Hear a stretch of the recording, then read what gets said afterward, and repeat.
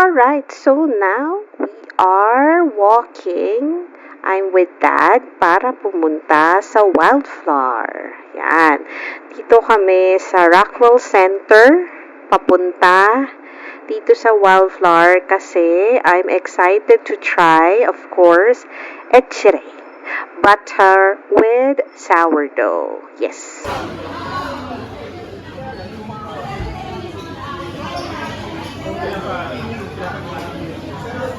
Hi guys! Welcome back! Ang tagal yata natin na bago ulit si Ring.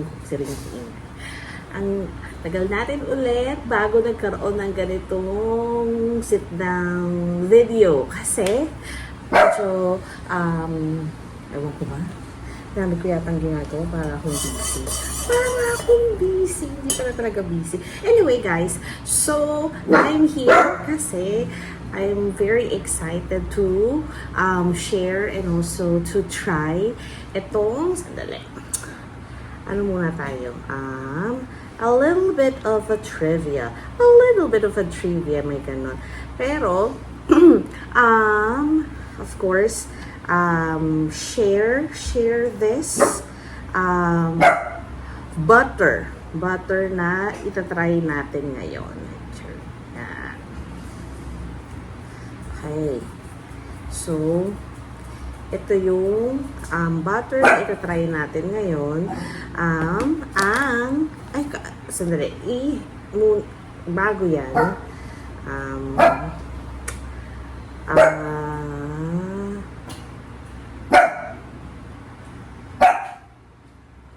There.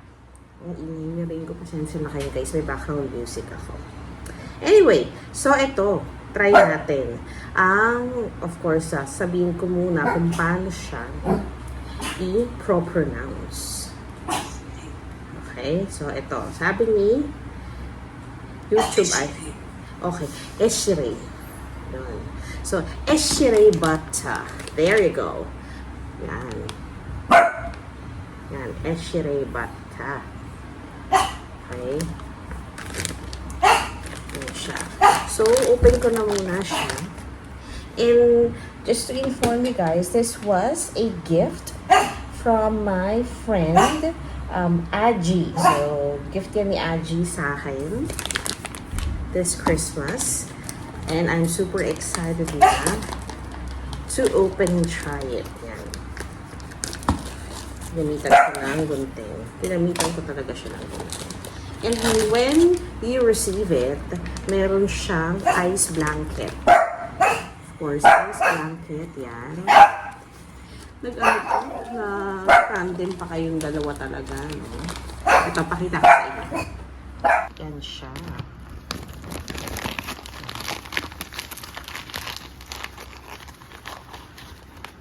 Echere. Yan siya. Open. So,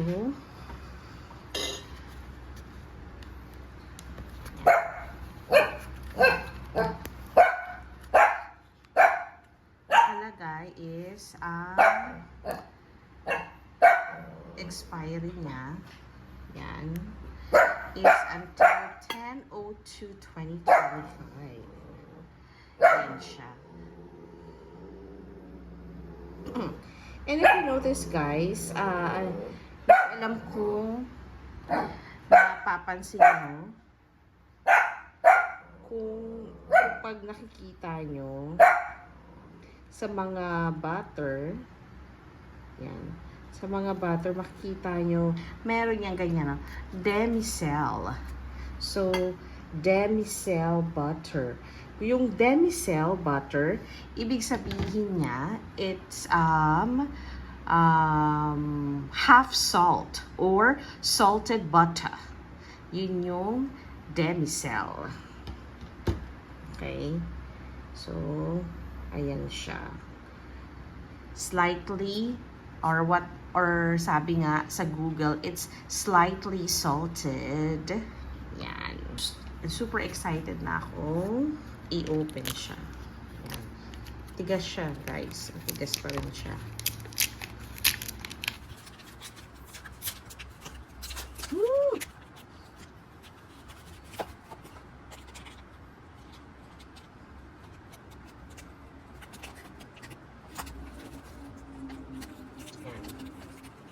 Sabi mo.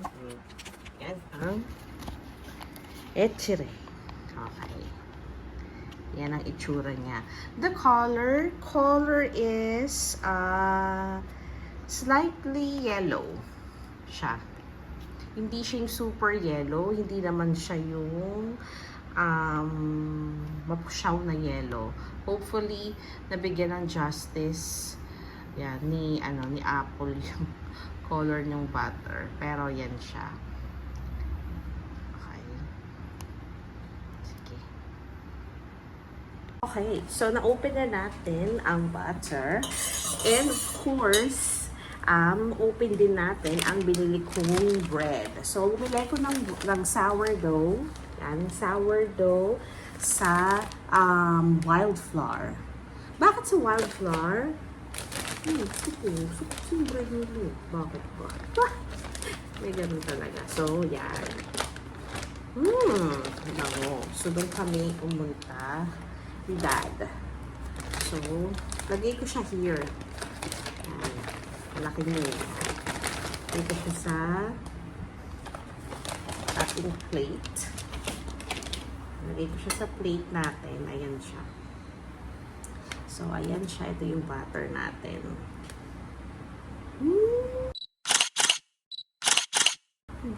Ayan. So, tapos, sorry naman talaga, no? Mag-aano muna ako.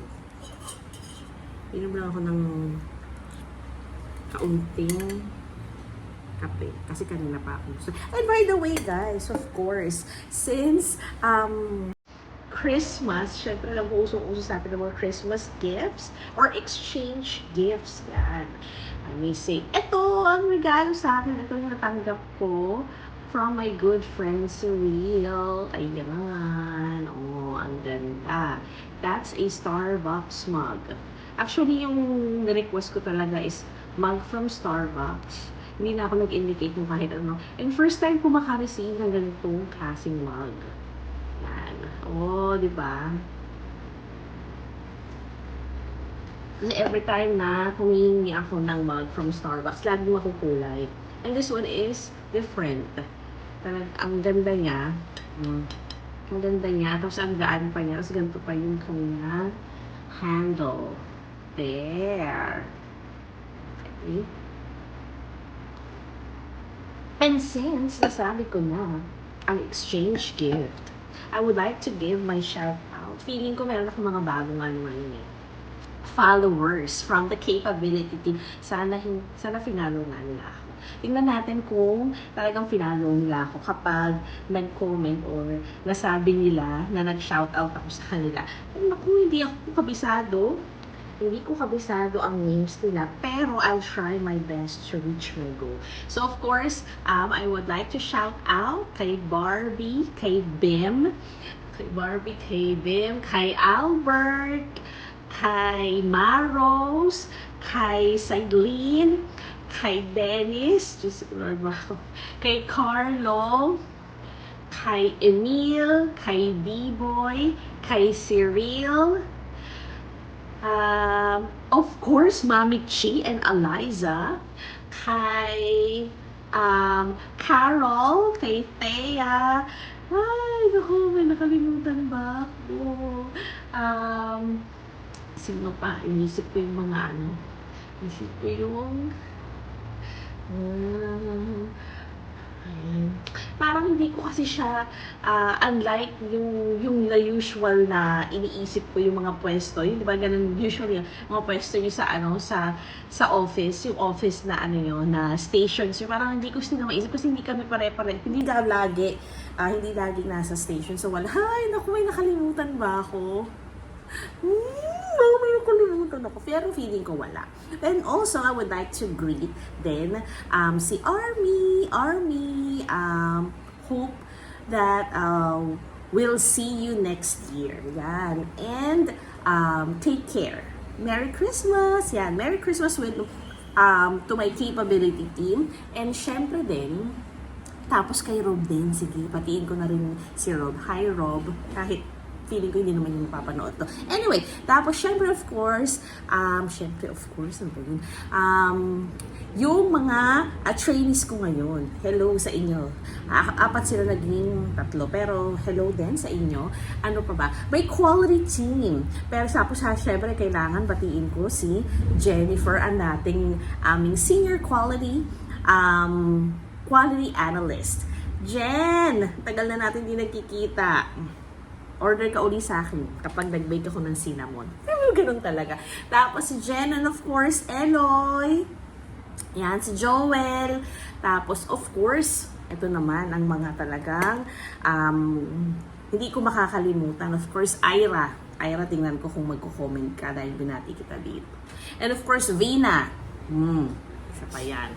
And of course, si Joan, si Ailey, si Erica, si Aji, si Kim, and of course, si Ice. Yan. Dapat na.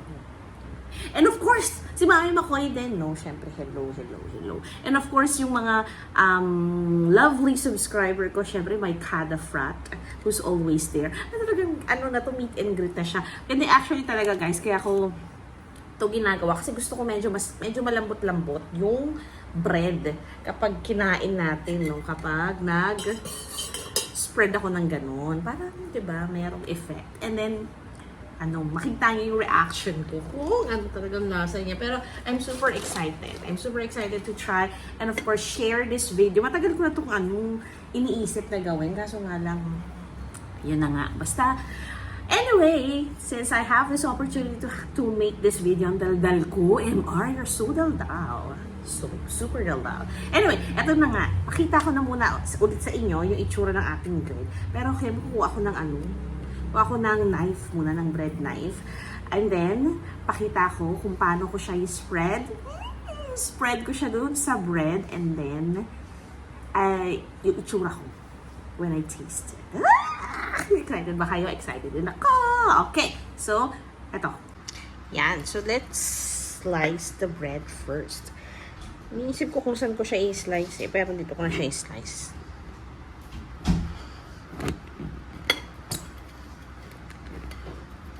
Slice ko muna yung bread para mas masarap pag kinain.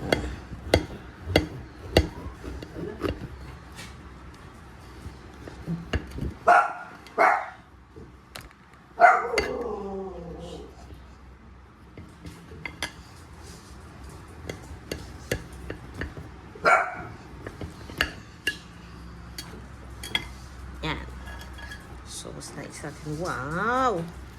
Amazing. Yan. Ito na. Lagay natin.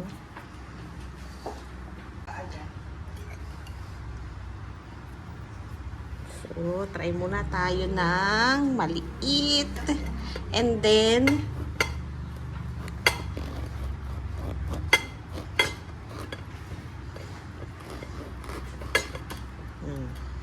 actually, kaya ko nga yung video dun sa sa bow tie duck. Hindi nga siya nagamit ng ng knife. Ano lang talaga. Ganyan lang. Yan. Yan. Tikman ko muna yung bread. Sarap.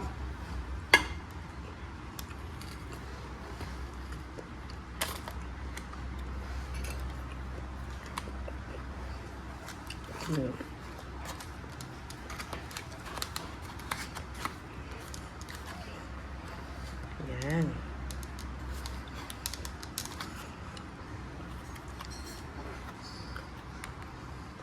We'll put a little vata.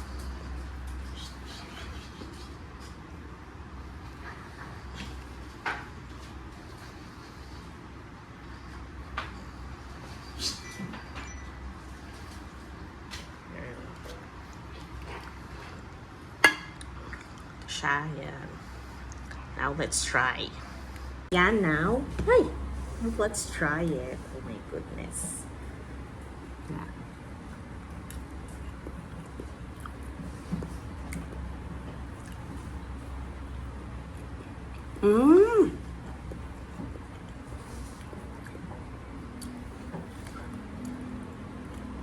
grabe, ang sarap. Napaka-silky and napaka...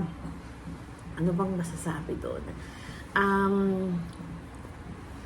Parang siyang natutunaw sa dila. Well, natutunaw naman siya dahil nga butter. Pero iba pala, iba. Iba pala pag ganitong klaseng butter. Ang sarap niya, guys. Ang sarap niya. Mmm. Mmm. Mmm. Mmm. Mmm. Perfect na perfect. Lalo siguro kung, guys, yung mainit. Yan. Mainit yung bread nyo. Tapos nilagyan nyo ng ganito. Ay! Ang perfect na ito. Okay.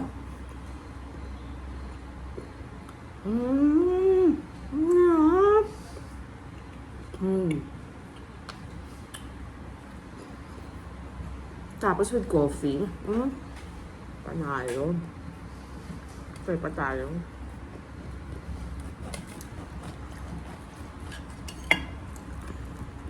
By the way, guys, ito pala is baka kasi tanongin niyo kung gaano siya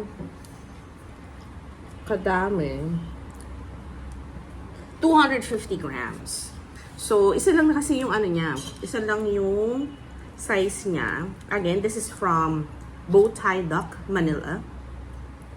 Yan, Bowtie Duck, Manila siya. Isa lang yung niya. Nakakakilig lang niya ganun. Isa lang yung size niya. And marami siyang mga iba pang klaseng butter. And hopefully, maan ko rin siya. Ma-share ko rin siya sa inyo in this channel. Kasi ngayon, nag-announce na sila na medyo gipit sila sa time for mga delivery and shipment. Especially yung same-day delivery. Yun nila. Baka siguro after holidays. After holidays, siguro mas maluwang na yung schedule nila. Weekend order. Ay, kasi meron pa na akong gustong i-try din yung Bordier. Yun. Isa pa yung gusto kong i-try. And medyo marami kasi siyang mga variants. So, meron siyang demi-sel, tapos meron ding hindi, tapos meron pang may mga flavors. So, maybe we can try. Siyempre, yung demi-sel. Tapos, we can try yung mga iba namang flavors. And I will share it with you. And I'll also give you the link where you can order and also check all of their products. Again, guys, this is not a sponsor. Hopefully nga, di ba, mag-sponsor. Meron na akong sponsor. Kasi hindi to. This is not a sponsored video. I'm just sharing this to you guys. Why butter?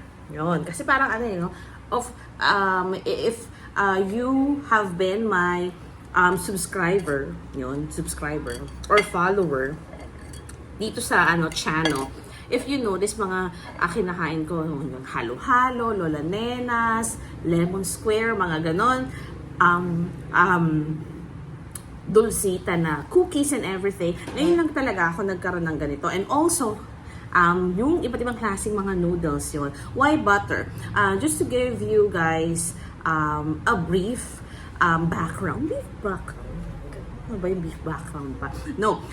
Just to give you guys, or just to share na lang yan. Just to share with you guys kasi my family and I, yan. Mahilig kami sa mga tinapay. Maybe that's the reason why parang nagkaroon ako ng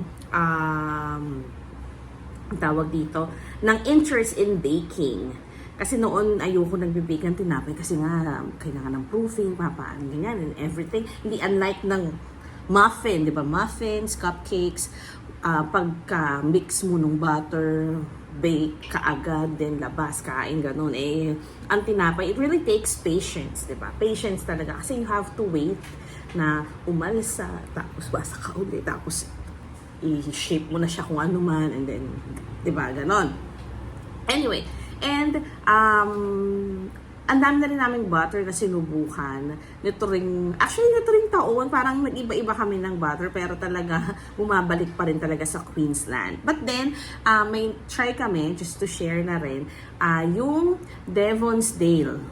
Ako, sana nasabi ko siya ng tama, no? Oo, Devonsdale yun. Anyway, yun. And isa rin siya sa masasarap na butter na na-try namin. Again, this is just a personal opinion and opinion ng aming family. So, yun ang mga talagang, kumbaga, nasa list ng mga butters na ginagamit namin. Yun talagang ginagamit. As in, hindi naman siya na-recommend at talagang ginagamit namin. So, yun.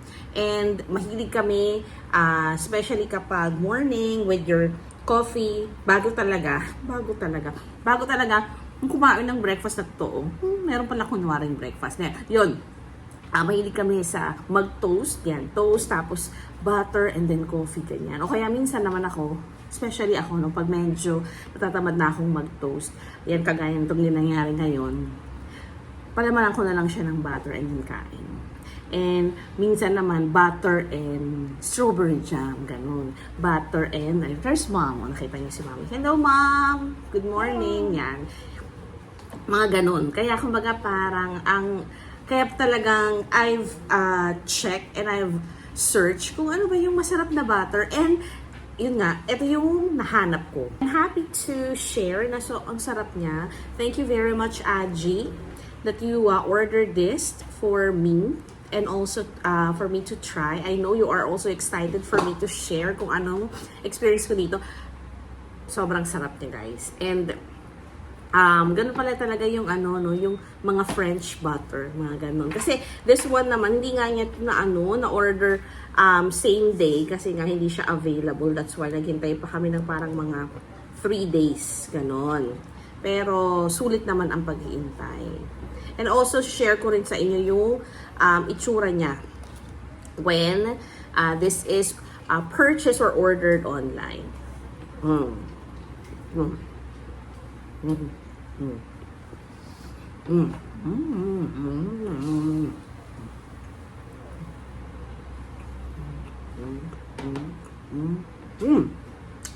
Sarap siya. I think guys, I'll leave you. Medyo mas haba na yata yung mga sinasabi ko. Ang dal-dal ko. Pagpapatuloy ko na rin yung breakfast ko. Dire-diretso ko na ito. Ubusin ko na itong bread. Together with my etchery butter. Thank you guys again for watching. Bye!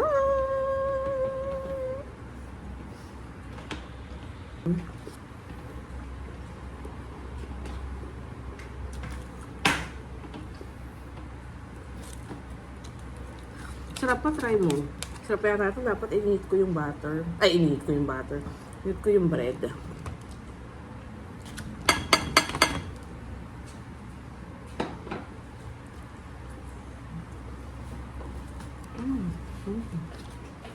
Kasi,